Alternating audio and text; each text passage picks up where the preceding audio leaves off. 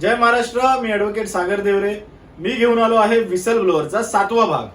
आजच्या भागामध्ये मी सांगणार आहे पीएपी प्रकल्पामुळे निर्माण होणाऱ्या एका समस्येबाबत. मुळात ही समस्या गेली अनेक वर्ष मुलुंड सहित अख्ख्या मुंबईला सतावते.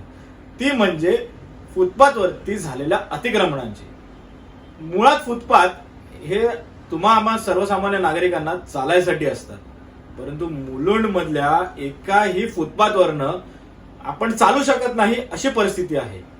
या व्हिडिओमध्ये तुम्ही बघू शकता की मुलुंड पूर्व स्टेशनवरनं तुम्ही उतरल्यापासून थेट हनुमान चौक असेल किंवा म्हाडा कॉलनी असेल इथपर्यंत तुम्ही फुटपाथवरनं सलग चालू देखील शकत नाही.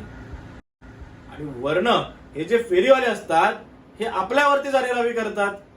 आता मुलुंडची लोकसंख्या, मुलुंड पूर्वेची लोकसंख्या ही 1.5 लाख. आणि अशा परिस्थितीमध्ये जर ही परिस्थिती आज आहे तर विचार करा 7,439 घरं जी पीएपी प्रकल्पामध्ये येणार आहेत, ज्यामध्ये 40,000 लोकांची भर इकडे मुलुंडमध्ये होणार आहे. त्यानंतर या फुटपाथवरती जे अतिक्रमण होणार आहे त्याची परिस्थिती काय असेल. कारण हे जे 40,000 लोक येणार आहेत, 7,439 फॅमिलीज ज्या इथे राहायला येणार आहेत, त्यापैकी बहुतांश या हातावरती पोट असणारी फॅमिलीज आहेत. ते सुद्धा इथे असे व्यवसाय करतील, रस्त्यांवरती फुटपाथवरती अतिक्रमण करून जे त्यांचे व्यवसाय चालू करतील.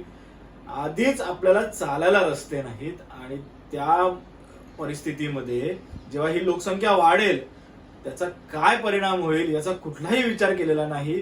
आपल्या आधीच ज्या जुन्या समस्या आहेत ते सोडवण्यासाठी हे प्रशासन, लोकप्रतिनिधी अपयशी, त्यात आपल्या समस्यांमध्ये अजून भर घालतायत. परंतु आम्हा नागरिकांचीच आता ही जबाबदारी आहे की या विषयांवरती आवाज उठवण्याची. आणि ही लोकसभा निवडणूक असेल किंवा पुढची विधानसभा असेल, ही आपल्यासाठी सुवर्ण संधी आहे. कृपया करून ही घालवू नका.